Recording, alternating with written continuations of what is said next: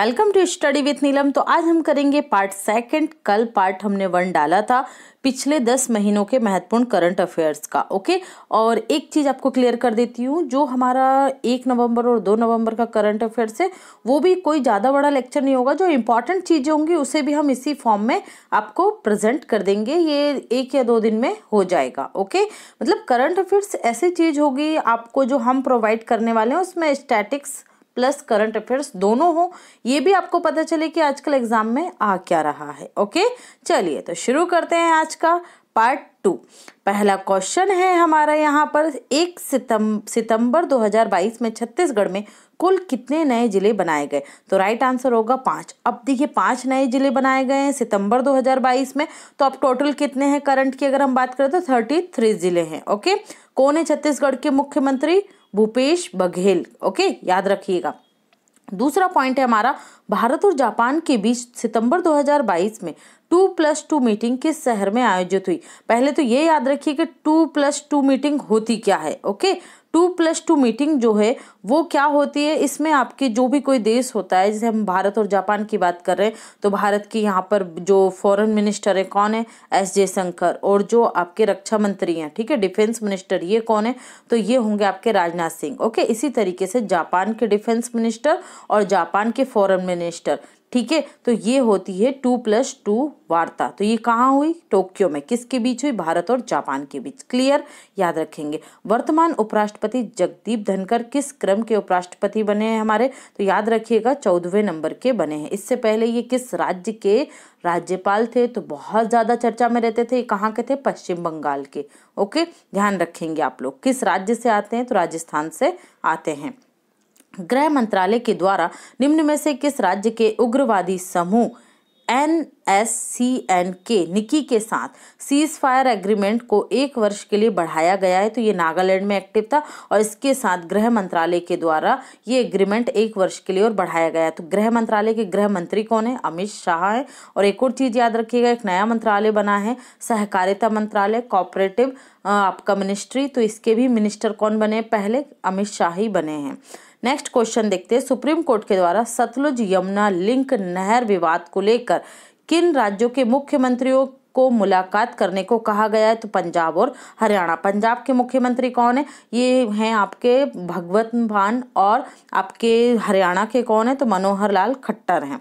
केंद्र सरकार ने सुप्रीम कोर्ट जज रूल्स में बदलाव कर रिटायर्ड जजों और मुख्य न्यायाधीश को कौन से लाभ दिए हैं? तो घरेलू सहायक मिलेगा, सिक्योरिटी गार्ड मिलेगा, ड्राइवर भी मिलेगा, और सहायक सचिवालय के लिए एक सहायक भी ने दिया जाएगा जो रिटायर्ड हो जाते हैं उन जजों को। ओके, नेक्स्ट देखते हैं, सितंबर 2022 में बैटरी अपशिष्ट प्रबंधन नियम 2022 किस मंत्रालय के द्वारा जारी किए गए हैं? ओके, तो ये देखिए इलेक्ट्रॉनिक मंत्रालय बिल्कुल नहीं है। आप लोग इलेक्ट्रॉनिक मंत्रालय लगा कर आएंगे अगर ऑप्शन में आता है। आपको याद रखना है यहाँ पर एनवायरमेंट, फॉरेस्ट्री और क्लाइमेट चेंज मंत्रालय, या ऐसे क्या बोलेंगे हम? पर्यावरण, वन और जलवायु परिवर्तन मंत्रालय। कमेंट सेक्शन में बताइए इसके वर्तमान में मिनिस्टर कौन है। नेक्स्ट क्वेश्चन देखते हैं, सितंबर 2022 में भारत के 49वें मुख्य न्यायाधीश के रूप में शपथ किसने ली? तो यू ललित ने ली, और ये बहुत कम समय मतलब 74 डेज के लिए ही मुख्य न्यायाधीश होंगे। इनका जो सीक्वेंस है वो याद रखेंगे 49। ओके, और आप लोग कमेंट सेक्शन में मुझे बताएंगे कि भारत के पहले मुख्य न्यायाधीश कौन थे। नेक्स्ट देखते हैं, निम्नलिखित में से किन 2 राज्यों के बीच अंतर राज्य सीमा विवाद को सुलझाने के लिए दोनों राज्यों के मुख्यमंत्री ने अगस्त 2022 में मीटिंग की? तो राइट आंसर होगा यहाँ पर हमारा असम और मेघालय। असम और मेघालय के बीच में जो 885 किलोमीटर समथिंग की जो सीमा है वो विवादित है। ओके, इसलिए इन दोनों राज्यों के मुख्यमंत्रियों ने मिलकर ये बैठक की। तो आप राज्यों के नाम याद रखिएगा। किस शहर के अंतर्राष्ट्रीय एयरपोर्ट का नाम शहीद भगत सिंह के नाम पर रखने की हरियाणा और पंजाब सरकार ने सहमति जताई है? ठीक है, तो दोनों राज्यों की सरकारों ने, तो ये होगा चंडीगढ़ जो एयरपोर्ट है इसका नाम अब क्या रख दिया जाएगा? शहीद भगत सिंह अंतर्राष्ट्रीय एयरपोर्ट। नेक्स्ट देखते हैं, उपभोक्ता की जागरूकता बढ़ाने के लिए केंद्र सरकार ने किस शुभंकर को या मस्कट को लॉन्च किया? तो याद रखिएगा जागृति। ओके, राष्ट्रपति के द्वारा गुलाम नबी आजाद को, जिन्होंने अपनी नई पार्टी बनाई है जम्मू कश्मीर में, राज्यसभा के लिए मनोनीत किया। किस केंद्र शासित प्रदेश से मनोनीत किया गया इनको? तो याद रखिएगा जम्मू कश्मीर से। जम्मू कश्मीर के राज्यपाल कौन है? कमेंट सेक्शन में बताइए मुझे, ये भी बहुत चर्चा में है। उड़न परी के नाम से किस खिलाड़ी को जाना जाता है? तो याद रखिएगा, बहुत पूछा जाता है, खिलाड़ियों के या प्रसिद्ध व्यक्ति हैं उनके उपनाम।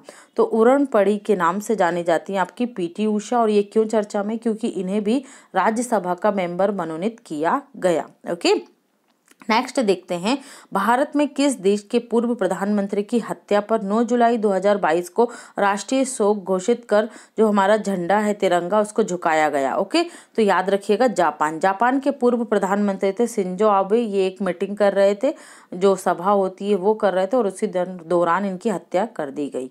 नेक्स्ट है, निम्नलिखित में से महाराष्ट्र के किस जिले का नाम संभाजी नगर रखने की मंजूरी दी गई है? तो औरंगाबाद का नाम क्या किया जाएगा?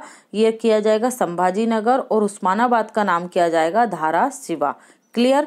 और कमेंट सेक्शन में बताइए महाराष्ट्र के वर्तमान में मुख्यमंत्री कौन है? बहुत ज्यादा चर्चा में है, एक पार्टी के नाम और अस्तित्व को लेकर लड़ाई चल रही है, तो आपको नाम याद होना चाहिए।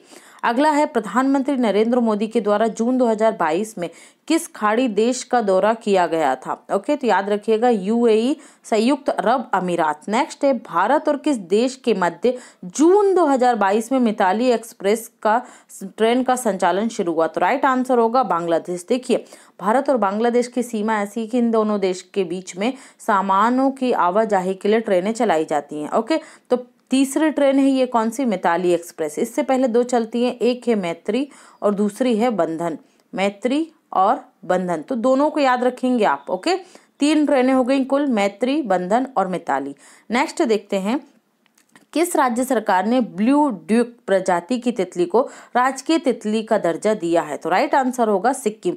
सिक्किम क्या है भाई? पहला ऑर्गेनिक स्टेट है ना, यहाँ पर ऑर्गेनिक खेती की जाती है। कौन, कहाँ पर? सिक्किम में। ओके फ्रेंड्स, तो ये था हमारा पार्ट 2। आई होप आपको लेक्चर पसंद आएगा। लेक्चर पसंद आता है, वीडियो को बिना किसी हिचकिचाहट के जमकर लाइक कीजिए, शेयर कीजिए, और अगर आप हमारे चैनल पर पहली बार आए तो पहली फुर्सत में हमारे चैनल को सब्सक्राइब कर लीजिए। Thanks for watching and take care.